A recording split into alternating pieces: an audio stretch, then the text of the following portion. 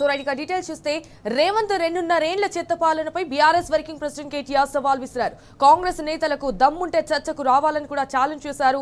రేవంత్ 2.5 ఏళ్ల పాలనలో రాష్ట్రం అప్పుల కుప్పగా మారింది. ఓవైపు అప్పు దొరకడం లేదంటూనే కేవలం 2.5 ఏళ్లలోనే రేవంత్ సర్కారు 4 లక్షల కోట్ల అప్పు చేసింది. పైగా కేసీఆర్ ప్రభుత్వ హయాంలోనే ఎక్కువ అప్పులయ్యాయంటూ కూడా అబద్ధాలు వల్లవేస్తున్నారు. ఈ క్రమంలో ఇటు కాంగ్రెస్ సర్కారు చేసిన అప్పులపై సాక్ష్యాధారాలతో సహా వెల్లడించేందుకు బీఆర్ఎస్ వర్కింగ్ ప్రెసిడెంట్ కేటీఆర్ ఇటు deputy floor leader Harish Rao సిద్ధమయ్యారు.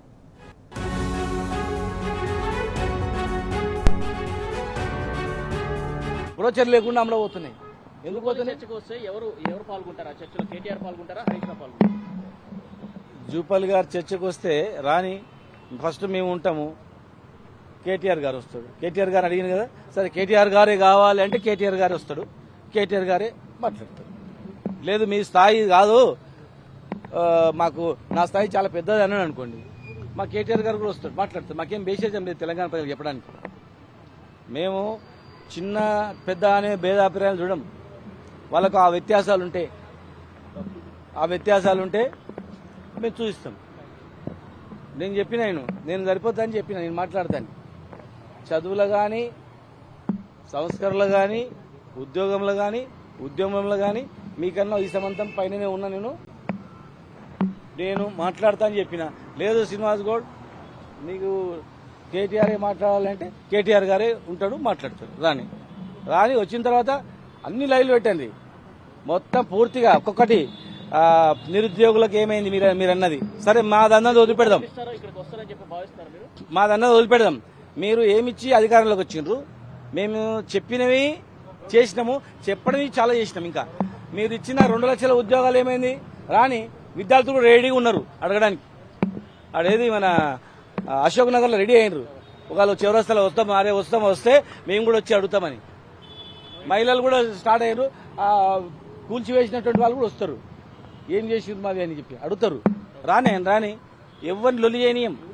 ప్రశాంతంగా అందరూ కూర్చుని వారికి మంచి పెద్ద కుర్చీ కూర్చుని ఆయన చెప్పందాం. ఒక్కొక్కటి వాళ్ళు చెప్పినటువన్నీ డిస్కస్ చేద్దాం. 100% డిస్కస్ చేద్దాం. ఏం లేదు, ఆయన అంటే మాకేం కోపం లేదు, లేకపోతే ద్వేషం లేదు, వేరేం లేదు. ఆయన ఛాలెంజ్ చేసిన కనుక బరాబర్ మేము వస్తాం, మాట్లాడతాం, చూద్దాం. తెలంగాణ ప్రజలు కూడా గమనిస్తారు.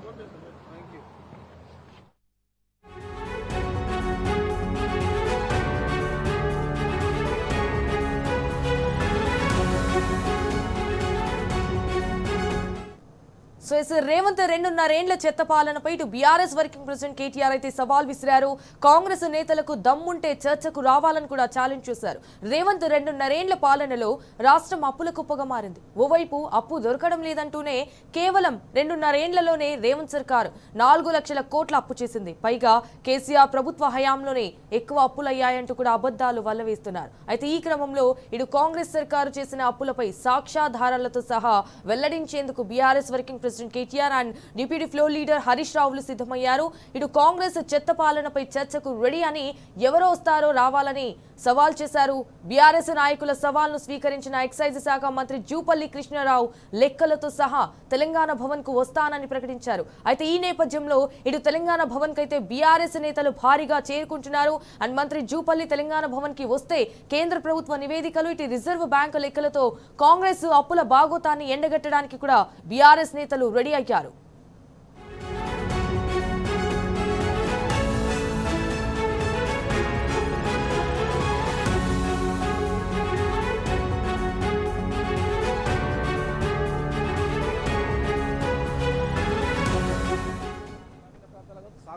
తాగునీరు కావచ్చు, వరి పంట కావచ్చు,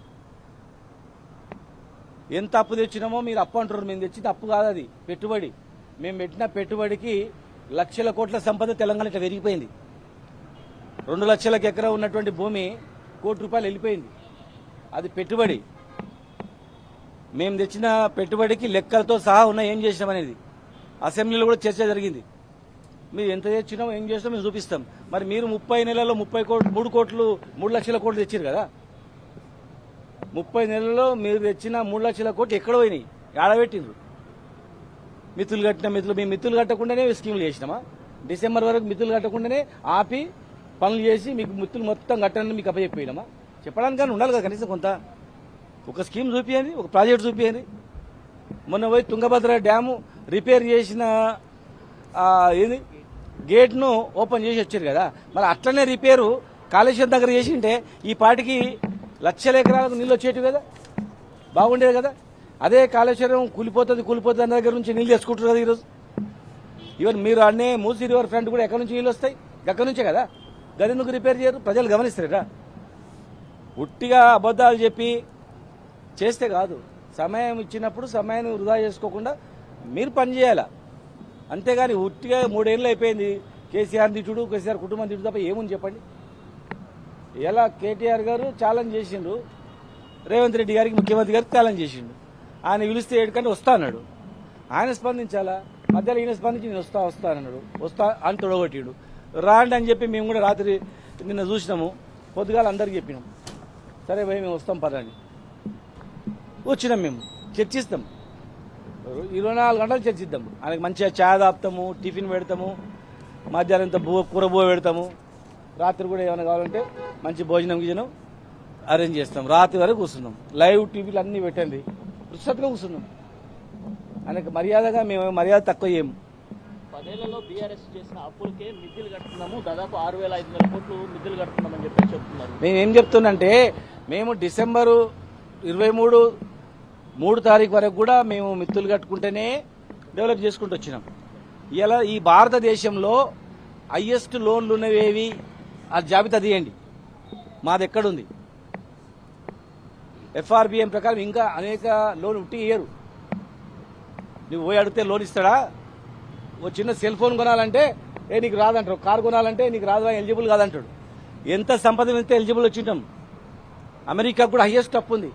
ఈ భారతదేశానికి ఎంత అప్పు ఉంది? 70 సంవత్సరాలలో అప్పు చూడండి, ఈ 10-12 సంవత్సరాల్లో అప్పు చూడండి ఎంత పోయింది, ఎంత అప్పు తెచ్చారు. అప్పు తెస్తారు, ఏ రాష్ట్రమైనా అప్పు తెస్తారు, ఎవరైనా అప్పు తెచ్చుకోవాల్సిందే. ఒక ఇండస్ట్రీ పెట్టారు, అప్పు తేవాల్సిందే. అప్పు తెచ్చినది ఇన్ని లక్షల కోట్లకు మేము సంపద పెంచినాం.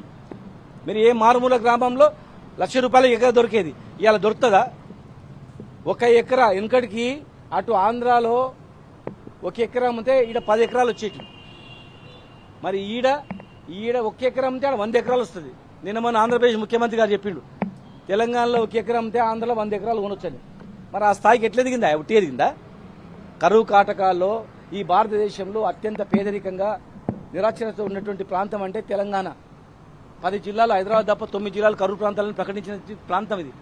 మరి ఇలా ఎగ్దం ఎట్లా పైకి వచ్చింది? దేశంలో అత్యధిక వరి పంట అందించే రాష్ట్రం ఏదంటే తెలంగాణ. ఎట్ల నుంచి వచ్చింది? కేసీఆర్ చేయండి, ఈ సంస్కరణ లేనిది తెలంగాణకు తేంది వచ్చిందా? కాగ్ నివేదికలో 2,500 కోట్లు అప్పు చెల్లిస్తామంటున్నారు. మరి ఇక్కడ వీళ్ళు చెప్పేది మాత్రం 6,500 కోట్లు అన్నారు. ఏది నిజం? చెప్తున్నా కదా, వాళ్ళు తండవాదము, అబద్ధాలు ప్రజలకు చేయడము.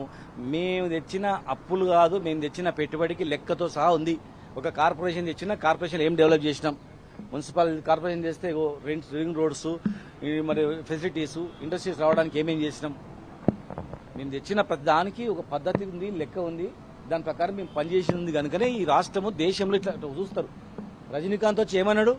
ఇదేంది అమెరికాలో ఉంది, అమెరికా లేక ఉంది ఏమైనా అన్నాడు. షారూఖ్ ఖాన్ వచ్చి ఏమన్నాడు? నేను ఒక ఫ్లాట్ కొనుక్కుంటా అన్నాడు. వేరే దేశంలో ఉన్నటువంటి వాళ్ళందరూ, ప్రపంచంలో వేరే దేశాలలో వచ్చి ఏమంటారు?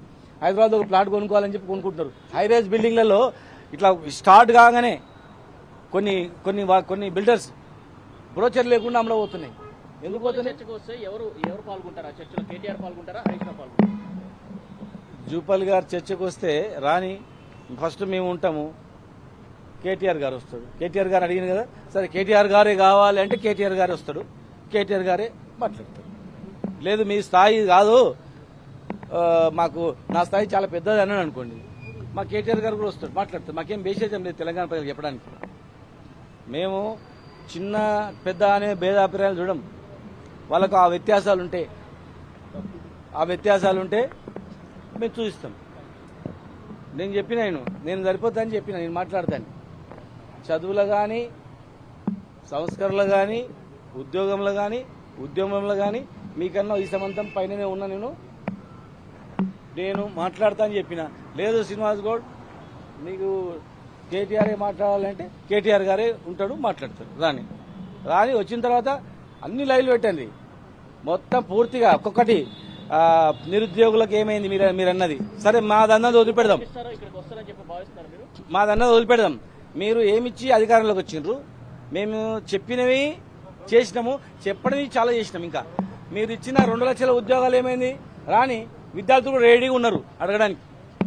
అడేది మన అశోక్ నగర్లో రెడీ అయినరు. ఒకవేళ చివరస్తలో వస్తే మేము కూడా వచ్చి అడుగుతామని. మహిళలు కూడా స్టార్ట్ అయ్యారు. కూల్చివేసినటువంటి వాళ్ళు కూడా వస్తారు. ఏం చేసిండ్రు మాది అని చెప్పి అడుగుతారు. రాని ఎవరిని లొలి చేయనీయం. ప్రశాంతంగా అందరు కూర్చుని వారికి మంచి పెద్ద కుర్చీ కూర్చుని ఆయన చెప్పమందాం. ఒక్కొక్కటి వాళ్ళు చెప్పినటువన్నీ డిస్కస్ చేద్దాం.